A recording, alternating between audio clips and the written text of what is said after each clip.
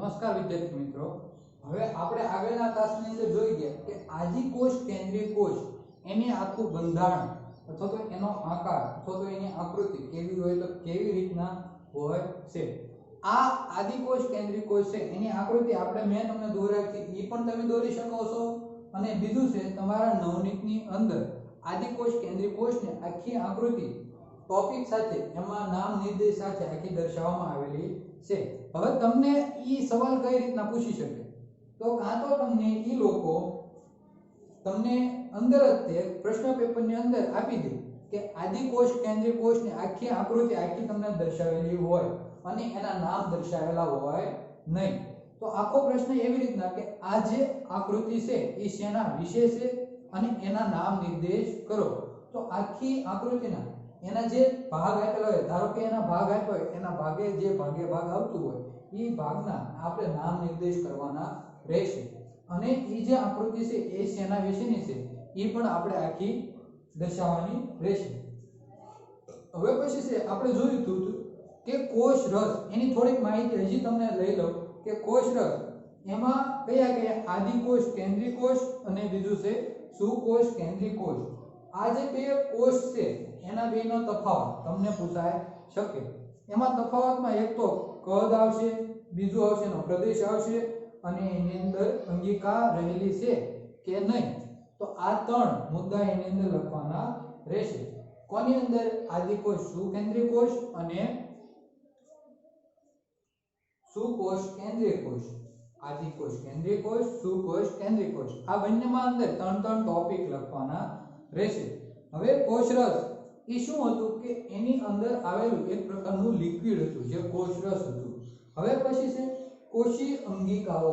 આખો પ્રશ્ન એવી રીતના પૂછાઈ શકે કે કોષીય અંગિકાઓ વિશે જણાવો અથવા તો કોષીય અંગિકાઓ વિશે જણાવો।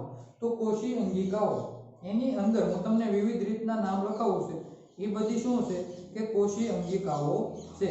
તો તમને જો નામ લખાવી દઉં, પ્રશ્ન આખો એવી રીતના થશે કે કોષીય અંગિકા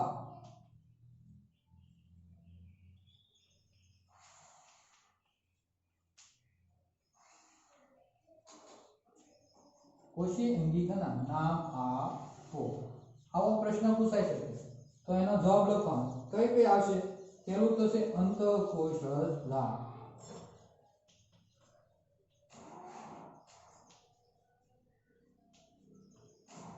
બીજું છે ગોલ્ગી પ્રસાધન અથવા તો ગોલ્ગી પ્રસાધનની જગ્યાએ ગોલ્ગી કાય, આ પણ પૂછાય શકે। પછી બીજું છે લાઇસોસોમ્સ,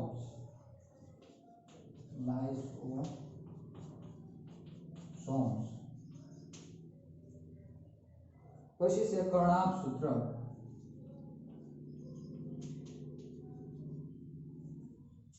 પછી છે કર્ણાભસૂત્ર,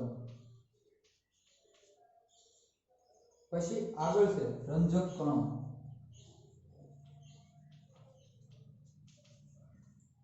પછી છે રસધાનીઓ।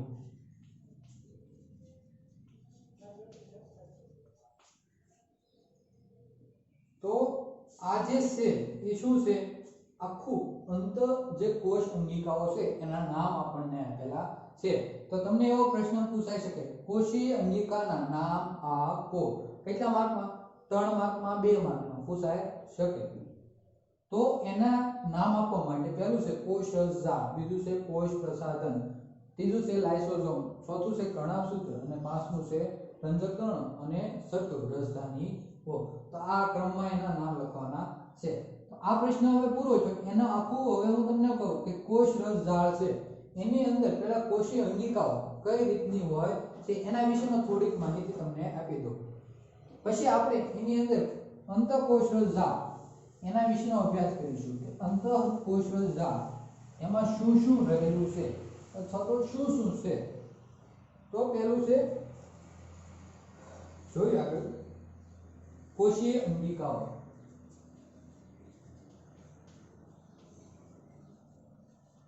મેં તમને કીધું હતું કે કોષીય અંગિકાઓની અંદર કેટલી વિવિધ પ્રકારની અંગિકાઓ રહેલી છે. હવે પેલું છે, પ્રત્યેક કોષ પોતાના દ્રવ્યને બાહ્ય પર્યાવરણથી અલગ રાખવામાં આવે છે. શું કરે છે કે કોષીય અંગિકાઓ પ્રત્યેક કોષ પોતાના બાહ્ય પર્યાવરણથી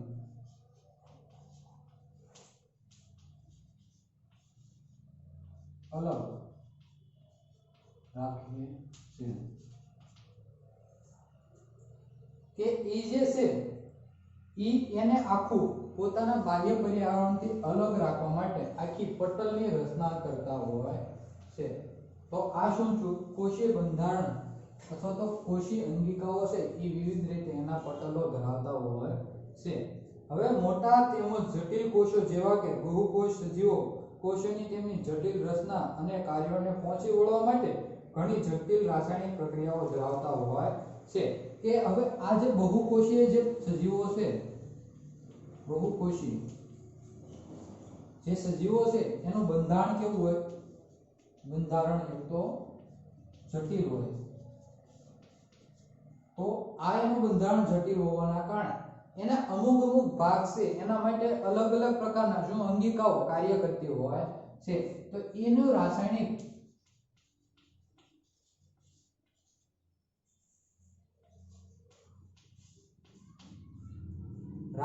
જે પ્રક્રિયા થાય છે અથવા તો રાસાયણિક કોઈ પણ કામ થાય છે અથવા તો રાસાયણિક પ્રક્રિયાઓ કેવી હોય છે? જટિલ થતી હોય છે. કોની અંદર? આ જે બહુકોષ સજીવો છે એનું બંધારણ કેવું છે? જટિલ છે. જેમ કે મનુષ્ય, તો એનું બંધારણ કેવું છે? જટિલ છે. વિવિધ ભાગોમાં વિવિધ અંગિકાઓ રહેલી હોય છે અને એ બધાનું અલગ અલગ કાર્ય હોય છે. હવે આ જે અંગિકાઓ છે એનું રાસાયણિક પ્રક્રિયા કેવી હોય છે? જટિલ હોય છે. હવે એના બધાના કાર્યો પણ કેવા હોય છે? અલગ અલગ હોય છે.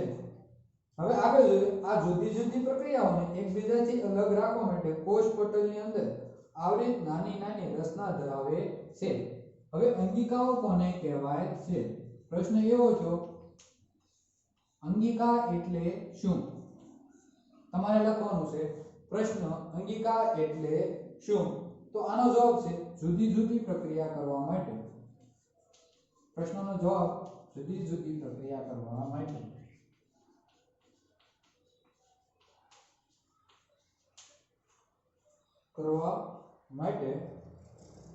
પ્રક્રિયાઓ એકબીજાથી અલગ રાખવા માટે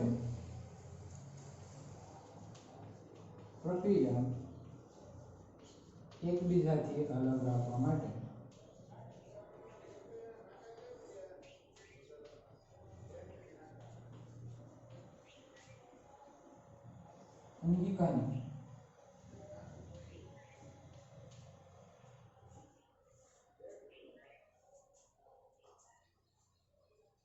જરૂર પડે છે. તો આ જે રાસાયણિક પ્રક્રિયાઓને અલગ અલગ રાખવામાં આવે છે એના આધારે અંગિકાની જરૂર પડતી હોય છે. હવે આની અંદર સુકોષ એની લાક્ષણિકતા હોય છે, આદિકોષ કેન્દ્રીય કોષની પણ લાક્ષણિકતા કેવી હોય છે? અલગ અલગ હોતી હોય છે. હવે આ જે અંગિકાઓ છે એને નિહાળવા માટે આપણે કયું સંયુક્ત સૂક્ષ્મદર્શક અથવા તો સૂક્ષ્મદર્શક યંત્રનો ઉપયોગ કરવામાં આવે છે, અથવા તો આને નિહાળવા માટે માઇક્રોસ્કોપ શું થાય? એનો ઉપયોગ થાય છે. તો તમારે પ્રશ્ન એવો પૂછે છે કે વિવિધ અંગિકાઓને જોવા માટે કયા એવા સૂક્ષ્મદર્શક યંત્રનો ઉપયોગ કરવામાં આવે છે અથવા તો કયા સાધનનો ઉપયોગ કરવામાં આવે છે? તો ઇલેક્ટ્રોન માઇક્રોસ્કોપનો ઉપયોગ કરવામાં આવે છે વિવિધ અંગિકાઓને જોવા માટે. હવે આગળ જોઈએ કે એની અંદર એની અંગિકાઓ, એના અંગિકાઓના નામ તમારે ક્રમશઃ લખી નાખવાના છે. હવે પ્રશ્ન આખો ફેરવાઈ જાય છે. તમને મોટો પ્રશ્ન એવો પૂછાઈ શકે કે કોષીય અંગિકાઓ વિશે જણાવો અથવા તો કોષીય અંગિકાઓ વિશે ટૂંક નોંધ લખો. તમને કમસે કમ 5 માર્કમાં પૂછી શકે. તો તમારો આખો પ્રશ્ન એવો થાય કે કોષીય અંગિકાઓ વિશે ટૂંક નોંધ લખો. તો તો એની અંદર મેં તમને હવે આગળ સમજાવીશ અંતઃકોષરસ ઝાડ, ગોલ્ગી પ્રસાધન, રસધાની કણાભસૂત્ર, પછી લાઇસોઝોમ્સ અને રંજક કણો. તો આ બધા જે છે એને શેની અંદર કોષીય અંગિકાઓની અંદર ટૂંક નોંધના સ્વરૂપમાં લખવાના રહેશે. હવે તમને પહેલું છે અંતઃકોષરસ ઝાડ. કોષીય અંગિકાઓની અંદર પહેલું અંતઃકોષરસ ઝાડ.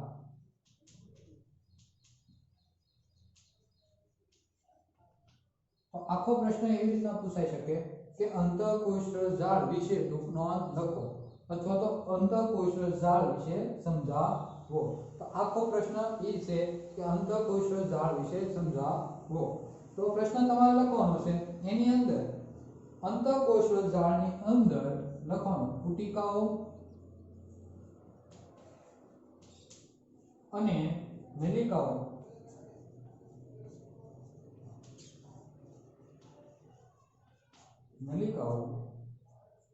ની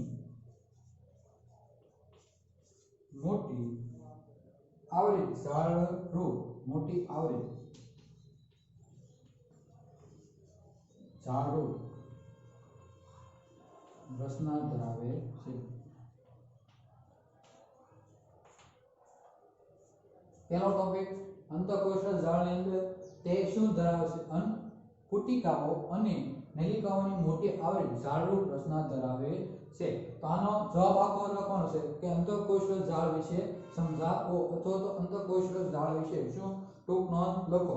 હવે એનો પ્રશ્ન આ રીતનો આપો: પુટિકાઓ અને નલિકાઓ મોટી આવૃત્તિ ઝાડરૂપ રચના ધરાવતા હોય છે. પછી તે લાંબી નલિકામય કે ગોળાકાર અથવા તો કોથળી જેવી પુટિકાઓ જેવી રચના ધરાવે છે. બીજો તે લાંબી કેવી નલિકામય કે ગોળાકાર અથવા તો કોથળી જેવી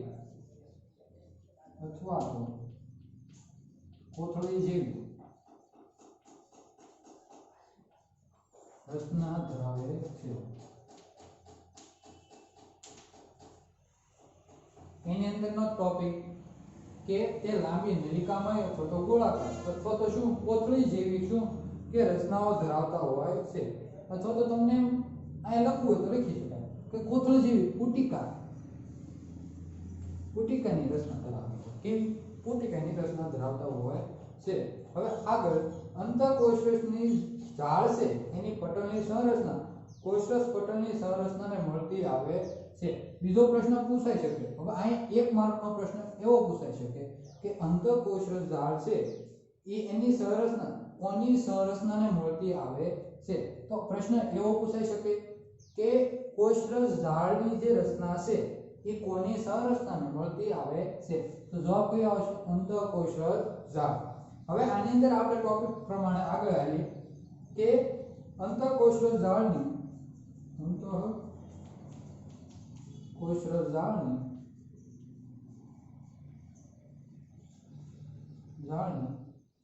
પટલીય સંરચના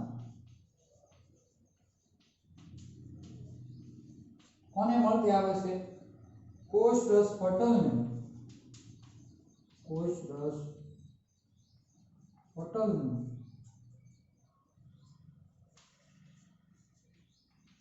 સંરચનાને મળતી આવે છે. પૂર્ણ વિરામ.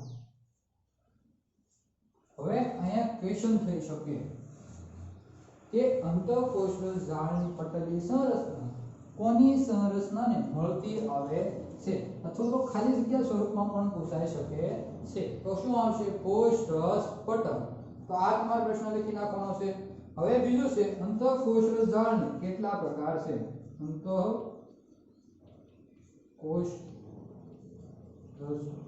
ઝાડ કેટલા?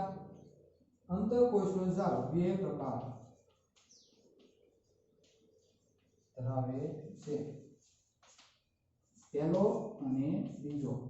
તો અહીંયા પણ ક્વેશ્ચન થઈ શકે કે અંતઃકોષરસ જાળ છે એ કેટલા પ્રકારની હોય છે. તમને ખાલી પ્રકાર પૂછે તો કેટલા? બે. હવે એની અંદર કયા કયા પ્રકાર આવે છે? એક તો ખરબસડી કે કણિકામય. ખરબસડી કે કણિકામય શું? અંતઃકોષરસ જાળ.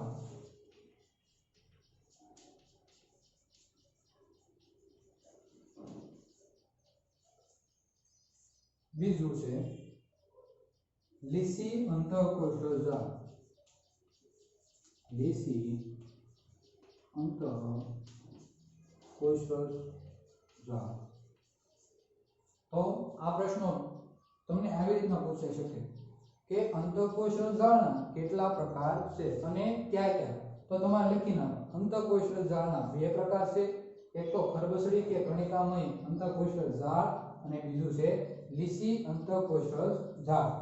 હવે આ જે લીસી અંતઃકોષરસ જાળ છે એનું આપણે ઇંગ્લિશમાં નામ પૂછે તો આપણે લખી નાખવાનું કયું? SER એનું ફૂલ ફોર્મ. SER એનું ફૂલ ફોર્મ તમને સ્મૂથ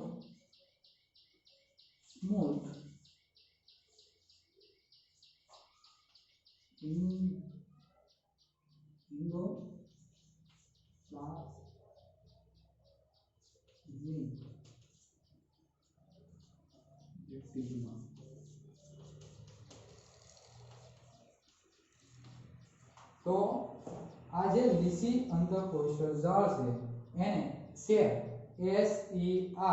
સ્મૂથ ઇન્ડોલેસ્મિક રેક્ટિક્યુલમ કહેવામાં આવે છે. પ્રશ્ન પૂછાઈ શકે શેર અથવા તો હવે બીજું છે આ શેરની જગ્યાએ રેર.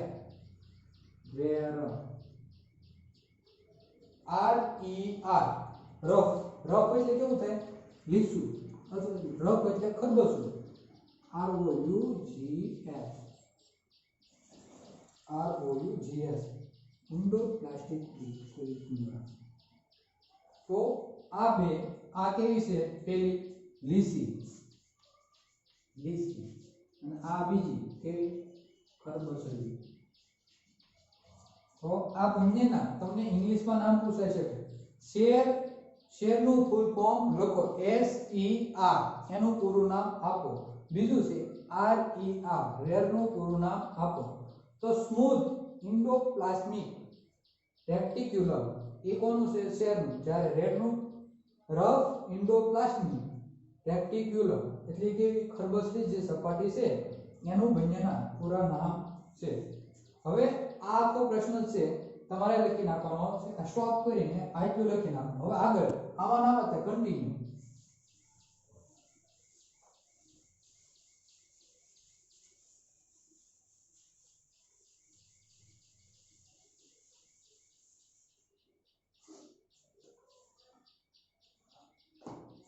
જો રેર છે એ ખરબસડી સપાટી સૂક્ષ્મદર્શકની નીચે રેરની સપાટી કેવી દેખાય છે? ખરબસડી દેખાય છે. આ રેર છે એ કેવી છે? ખરબસડી સપાટી. તો તમારે લખવાનું કે રેડની જે સપાટી છે એ કોની અંદર છે? સૂક્ષ્મદર્શકની મદદથી.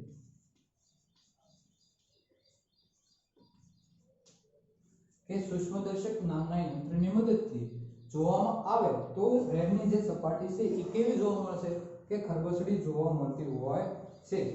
હવે રેડની સપાટી છે એ કેવી છે? ખરબસડી છે. કારણ કે તેની સપાટી પર કણો જેવી રચના જોવા મળે છે. જે શું છે? કે આ જે રેડની સપાટી છે પર ખરબસડી સપાટી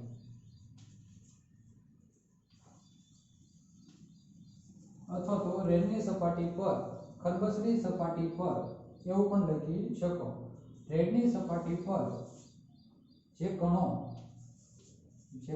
જોવા મળે એ શેના હોય છે? તે રિબોઝોમ્સ અથવા તો જે કણો જોવા મળે છે એને રિબોઝોમ્સ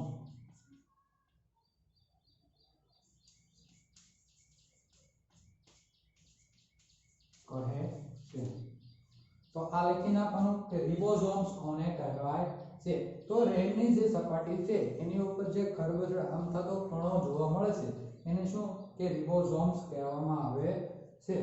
હવે આ રિબોસોમ્સ છે બધા જ સક્રિય કોષોમાં કેવા હોય છે કે હાજર રહેલા હોય છે. હવે આગળ જોઈએ કે પ્રોટીનનું સંશ્લેષણ કરવાનું સ્થાન કયું છે કે જે રિબોસોમ્સ છે. રિબોસોમ્સ એ કોનું સંશ્લેષણ કરે? પ્રોટીન. હવે અહીંયા ક્વેશ્ચન એવો થઈ શકે, અહીંયા પણ ક્વેશ્ચન એવો થઈ શકે કે રિબોસોમ્સ કોને કહેવાય છે? તો તમારે લખવાનું રેર છે અથવા તો ખરબચડી જે સપાટી ઉપર જે કણો જોવા મળે છે એને શું કહેવાય છે કે રિબોસોમ્સ કહેવાય છે. હવે આગળનો પ્રશ્ન કે રિબોસોમ્સ છે એ શેનું સંશ્લેષણ કરે છે? તો રિબોસોમ્સ કોનું સંશ્લેષણ કરે છે? પ્રોટીનનું સંશ્લેષણ કરતા હોય છે. હવે આગળ જોઈએ ER દ્વારા નિર્માણ પામેલા પ્રોટીન્સને કોષમાં જરૂરિયાતને આધારે વિવિધ સ્થાનોમાં મોકલવામાં આવે છે. હવે પછી છે SER. હવે આનો આપણે જોઈએ કોષની અગત્યના કાર્ય માટે જરૂરી ચરબીના અણુ અને લિપિડનું નિર્માણ કરે છે. SER કોનું કે કોષની અંદર જે રહેલા કોષની અંદર જરૂરી ચરબી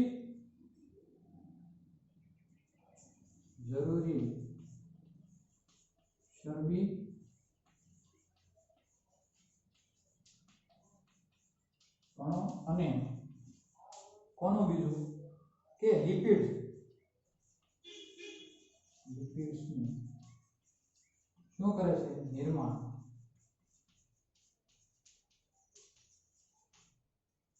કે આ જે શેર છે આ શેર એટલે જે એકદમ સ્મૂથ અથવા તો લીચા જે છે એ શું કરે છે કે કોષની અંદર રહેલી જે ચરબી છે એના કણો અને લિપિડનું નિર્માણ કરતા હોય છે.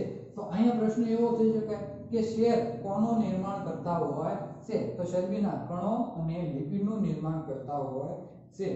હવે આગળ છે આમાં કેટલાક પ્રોટીન્સ અને લિપિડ કોષરસ પટલના બંધારણમાં મદદરૂપ થાય છે. આ પ્રક્રિયા પટલના જૈવ સંશ્લેષણ તરીકે ઓળખવામાં આવે છે. બીજો છે કે જૈવ સંશ્લેષણ.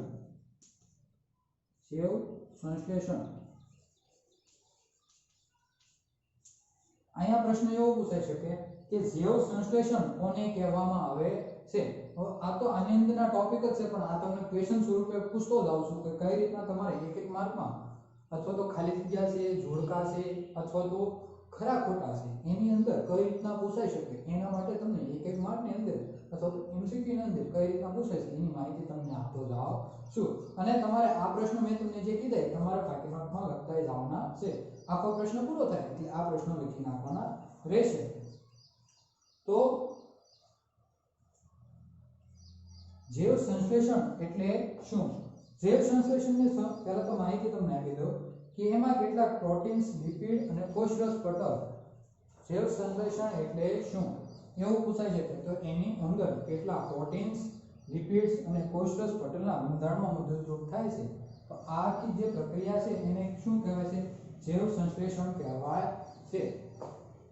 પછી આગળ જોઈએ કે કેટલાક અન્ય પ્રોટીન્સ, લિપિડ્સ ઉત્સેચકો અને અંતઃસ્ત્રાવો તરીકે કાર્ય કરતા હોય છે. પછી આગળ જોઈએ જે આખી ઝાડારૂપ તંત્રમાં જેવી રચના જોવા મળે છે એ કોની છે? અંતઃકોષ ઝાડની જોવા મળતી હોય છે. હવે આગળ જોઈએ આખો એક કોષ આપેલો છે. અંતઃકોષ ઝાડની અંદર આખો એક પ્રાણી કોષ આપેલો છે. તો આ પ્રાણી કોષની પહેલા આકૃતિ તમને પૂછાઈ શકે કે પ્રાણી કોષની આકૃતિ સાથે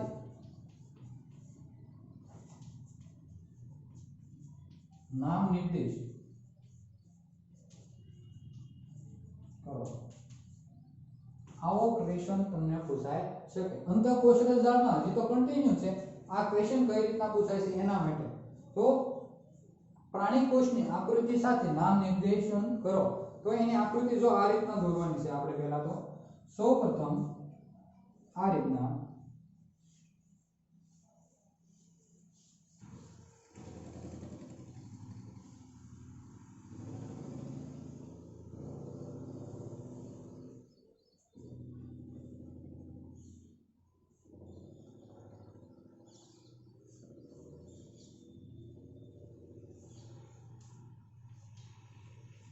પેલા આવી એક રચના ગણી નાખવાની, પછી શું કરવાનું કે આ જે કઈ છે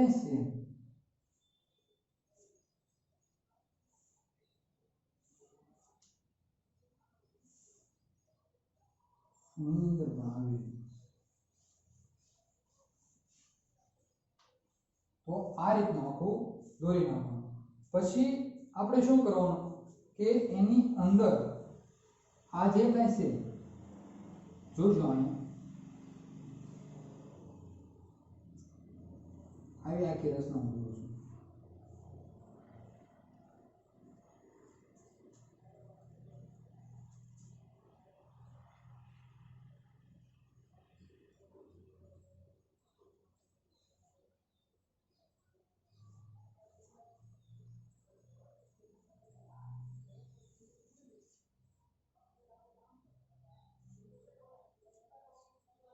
પછી જો આવી રીતના ઝીણા ઝીણા આ હું જે આકૃતિ દોરું છું એ તમારા બધાએ પાકી નોટની અંદર દોરવાની છે ફરજિયાત.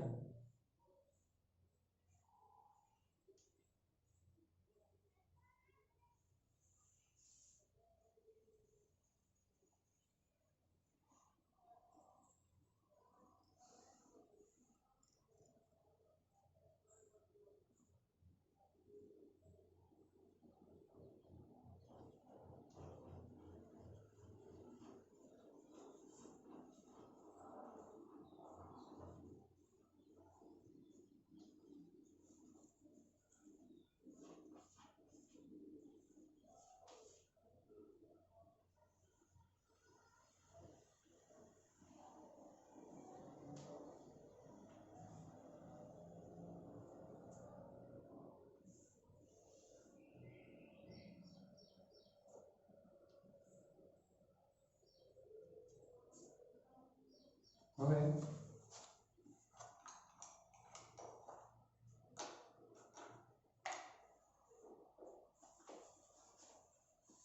આ જે થપ્પી જેવી જે રચના જોવા મળે છે એને શું કહેવાય છે?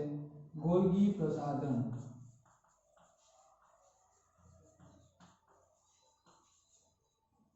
યાદ રાખજો. પછી આ જે કઈ જોવા મળે છે આ ભાગ એને શું? કોષ રસ પટલ.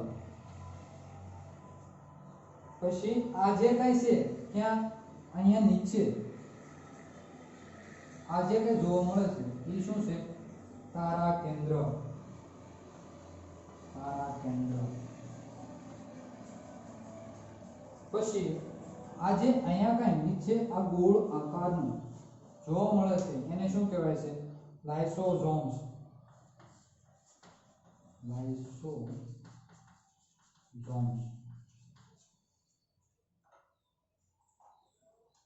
હવે આગળ આ જે કઈ આવી રીતની રચના જોવા મળે છે એ શું છે? રિબોઝોમ.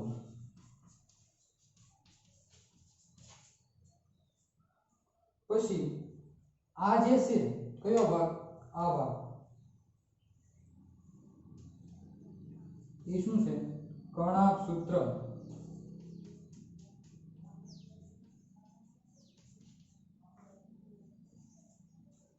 પછી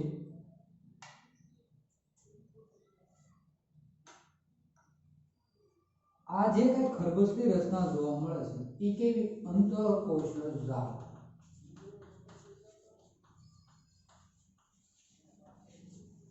અંતઃકોશરસજાળ. અને આ જે કઈ અંદરનો ભાગ છે કયો? આ અંદરનો જે ભાગ છે એ શું છે? કોષ કેન્દ્ર.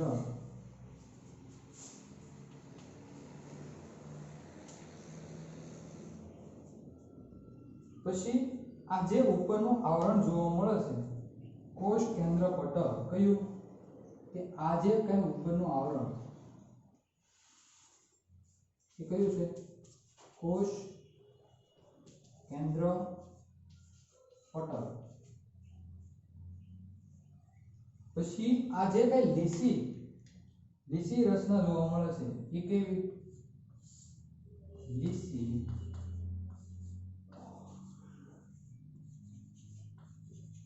અંતઃકોશરસજાળ. આ કેવી છે ખરબચડી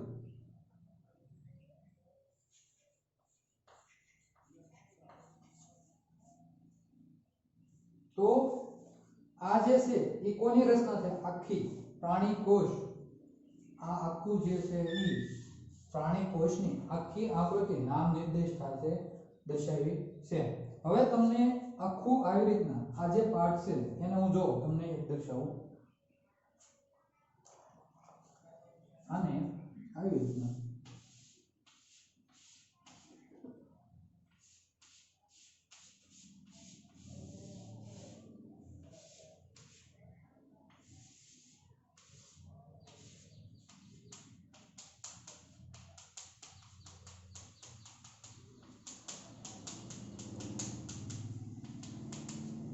તો પહેલા તો સૌપ્રથમ આને આવી રીતના આખું દોરી નાખવાનું હવે પછી તમારે શું કરવાનું કે આ જે કઈ ભાગ છે એને આપણે દર્શાવવો છે તો આને આવી રીતના આ પટ્ટીઓને આવી રીતના થપ્પી આકારમાં એને દર્શાવી દેવાની તો હવે જો આપણે નામ સાથે જોયું કે કઈ રીતના કે આ જે છે થપ્પી જેવી રચના જે જોવા મળે છે એને શું કહેવાય ગોલ્ગી પ્રસાધન કહેવાય છે પછીનું જે આ આવરણ જે જોવા મળે છે એ કોષરસ પટલ છે પછી આ જે નળી આકારની જે રચના છે એ રિબોઝોમ છે આખું આવી રીતના તરબૂચ જેવું જે આકારવાળું હોય અથવા તો એને કર્ણાભસૂત્ર આ લાઇસોઝોમ્સ આ અંતઃકોષરસ જાળ અને કેવી ખરબચડી અંતઃકોષરસ જાળ છે જ્યારે લીસી અંતઃકોષરસ જાળ કેવી આવી હોય છે તારા કેન્દ્ર એ અહીંયા આવેલું છે કોષ કેન્દ્ર પટલ કોષની ઉપર આવેલું જે આવરણ એ કોષ કેન્દ્ર પટલ છે હવે કોષની અંદરનો જે ભાગ છે એને શું કહેવાય કોષ કેન્દ્ર કહેવાય છે તો આખી આકૃતિ તમારે આ વિડિયો સ્ટોપ કરીને આખી આકૃતિ તમને પૂછાઈ શકે કે પ્રાણી કોષની આકૃતિ નામ નિર્દેશ સાથે સમજાવો અથવા તો દોરો તો આખી તમને કેટલા કમસે કમ 2 થી 3 માર્ક અથવા તો 4 માર્કનો ક્વેશ્ચન આવે તો એમાં પૂછાય શકે અને 5 માર્કમાં પણ પૂછાય શકે કે પ્રાણી કોષની નામ નિર્દેશ સાથેની આકૃતિ દોરો અથવા તો તમને બીજું એવી રીતના કે તમને આખો પ્રાણી કોષ આપેલો હોય અને આવી રીતના કાં તો આ તમને જે નામ હોય એ નો આપેલા હોય એક કે નામ નો આપેલા આવી રીતના એરા દર્શાવેલા હોય છે તો આ એરા જે દર્શાવેલા હોય એના આખાના આપણે નામ લખવાના હોય છે તો આ જો પ્રાણી કોષ હવે એની અંદર જોઈએ આગળ કે કઈ રીતના કે આ પ્રાણી કોષ છે એના વિવિધ ભાગો અલગ અલગ રીતે કાર્ય કરતા હોય છે તો અંતઃકોષરસ જાળની અંદર પ્રાણી કોષ અને બીજું છે વનસ્પતિ કોષ હવે એની આગળ વનસ્પતિ કોષ એનો આપણે આગળના તાસમાં અભ્યાસ કરીશું હવે અહીંયા આપણો આખો લેક્ચર પૂરો થાય છે લેક્ચરની અંદર બે પ્રશ્નો થઈ જાય મોટા પહેલું છે અંતઃકોષરસ જાળ વિશે સમજાવો બીજું છે પ્રાણી કોષની આકૃતિ નામ નિર્દેશ સાથે સમજાવો અથવા તો નામ નિર્દેશ સાથે આકૃતિ આખી દોરો તો આખી આકૃતિમાં જે કાંઈ જે જગ્યાએ આવતું હોય એ બધું દર્શાવવાનું રહેશે બસ વસ્તુ